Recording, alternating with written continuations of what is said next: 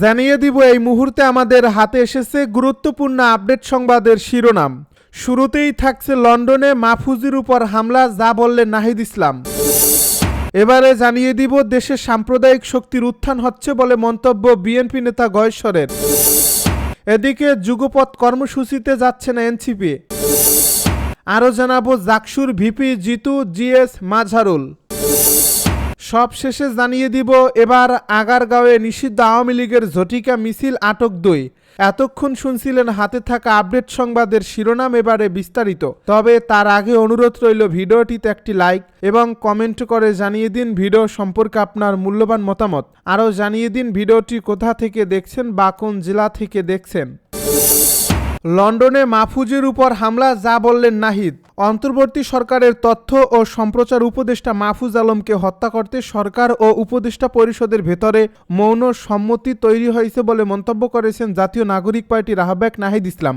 শনিবার বিকেল 3:53 নিজের ভেরিফাইড ফেসবুক পেজে এক পোস্টে মন্তব্য করেন তিনি। ফেসবুক পোস্টে তিনি লিখেছেন, গণ অভ্যুত্থানের অন্যতম কেন্দ্রীয় চরিত্র ও অন্তর্বর্তী সরকারের উপদেষ্টা মাহফুজ আলমের উপর লন্ডনে হামলার চেষ্টা হয়েছে। এর আগে আমেরিকায় হামলা ও অপদস্থ করার চেষ্টা করা হয়েছে।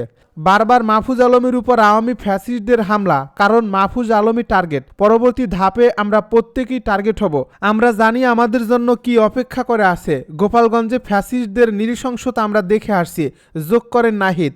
গণ অভ্যুত্থানের পর মাহফুজ আলমের ভূমিকা নিয়ে নাহিদ ইসলাম বলেন, ফ্যাসিবাদ বিভাজনের রাজনীতি করে মাহফুজ আলম গণ অভ্যুত্থানের পরে অন্তর্বর্তী সরকার এবং এর দায় ও দরদের রাজনীতির কথা বলছে। মাহফুজ আলম গণ অভ্যুত্থানের পরে অন্তর্ভুক্তি এবং দায় ও দরদের রাজনীতির কথা বলছে, কিন্তু বাংলাদেশ সেই পথে হাঁটে নাই। আমরা দেখতে পেয়েছি ফ্যাসিবাদ বিরোধিতার নাম করে প্রতিক্রিয়াশীল ও প্রতিশোধের রাজনীতি শুরু করেছে বিভিন্ন গ্রুপ বা অবশ্যম্ভাবী ফ্যাসিবাদকে ফিরে আনবে।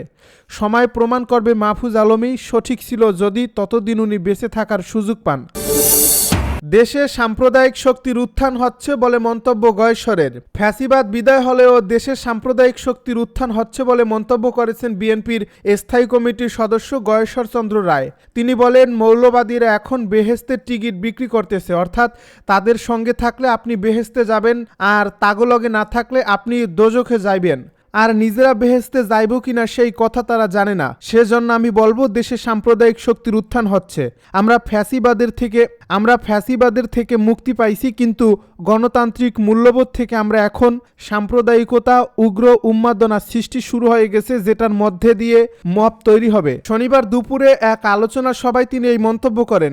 জাতীয় প্রেস ক্লাবের মাওলানা আকরাম খা হলে হিউম্যান রিসার্চ অ্যান্ড অ্যানালাইসিস ফাউন্ডেশনের উদ্যোগে জুলাই বিপ্লব ও আগামীর গণতন্ত্র ভাবনা শীর্ষক এই আলোচনা সভা হয়। যুগপৎ কর্মসূচিতে যাচ্ছে না এনসিপি। জাতীয় নাগরিক পার্টি এখনও কোনো জোট বা যুগপৎ আন্দোলনের বিষয়ে সিদ্ধান্ত গ্রহণ করেনি বলে জানিয়েছেন দলের জ্যেষ্ঠ যুগ্ম আহ্বায়ক ও রাজনৈতিক লিয়াজু প্রধান আরিফুল ইসলাম আদিব। শনিবার বিকেলে সামাজিক যোগাযোগ মাধ্যমে ফেসবুকে দেওয়া এক পোস্টে আরিফুল ইসলাম আদিব এ তথ্য জানান। তার এই পোস্টে জাতীয় নাগরিক পার্টির আহ্বায়ক নাহিদ ইসলাম শেয়ার করেছেন। এর আগে দেশের কয়েকটি গণমাধ্যমের খবরে বলা হয়, অবিলম্বে জুলাই সনদের বাস্তবায়ন সহ 4 দফা দাবিতে যুগপৎ কর্মসূচিতে যাচ্ছে জামায়াতে ইসলামী, জাতীয় নাগরিক পার্টি সহ 8টি রাজনৈতিক দল। শীঘ্রই পৃথক সংবাদ সম্মেলন করে দলগুলো কর্মসূচি ঘোষণা করবে। আরিফুল ইসলাম আদিব বলেন, 4 দাবিতে 8 দলের যুগপৎ কর্মসূচির যে নিউজ হয়েছে তা মিসলিডিং। তিনি বলেন, এনসিপি জুলাই সনদের আইনি ভিত্তি ও গণপরিষদ নির্বাচনের মাধ্যমে নতুন সংবিধানের যে দাবি, সেটির সঙ্গে অপরাপর রাজনৈতিক দলগুলোর সঙ্গে আনুষ্ঠানিক আলোচনা হয়েছিল, কিন্তু পূর্ণ সংখ্যানুপাতিক নির্বাচনের বিষয়ে এনসিপির কোনো অবস্থান নেই, বরং এনসিপি শুধু উচ্চকক্ষে পিয়ার বিষয়ে একমত। জাকসুর ভিপি জিতু জিএস মাঝারুল।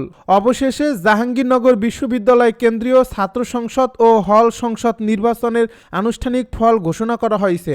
নির্বাচন অনুষ্ঠিত হওয়ার 40 ঘন্টারও বেশি সময় পর শনিবার বিকেলে এ ফল ঘোষণা করা হয়। এতে ভিপি পদে স্বতন্ত্র শিক্ষার্থী প্যানেল থেকে আব্দুর রশিদ জিতু ও জিএস পদে শিবির প্যানেল থেকে মোহাম্মদ মাঝারুল ইসলাম নির্বাচিত হয়েছেন। এছাড়া এজিএস পদে শিবির প্যানেল থেকে ফেরদৌস আল হাসান হাসান ও আয়েশা সিদ্দিকা মেঘলা নির্বাচিত হয়েছেন।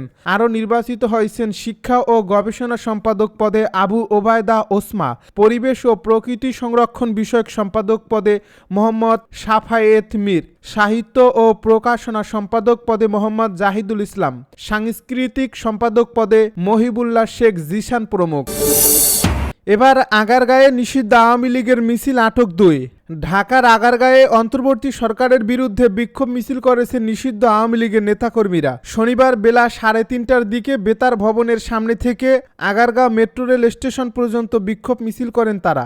এ মিছিল থেকে 2 জনকে আটক করার তথ্য দিয়েছে পুলিশ। মিছিলে থাকা আওয়ামী লীগের এক নেতা bdnews24.com-কে বলেন, জননেত্রী শেখ হাসিনা সহ সারা দেশে আওয়ামী লীগের নেতাকর্মীদের মিথ্যা মামলা দিয়ে সরকার হয়রানি করছে।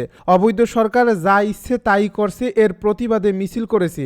মিছিলের আশপাশে থাকা একজন পুলিশ সদস্য bdnews24.com-কে বলেন, বেতার ভবনের সামনে থেকে জড়ো হয় কয়েকশো লোক স্লোগান দিতে দিতে আগারগাঁও মেট্রো রেলের দিকে চলে গেছেন।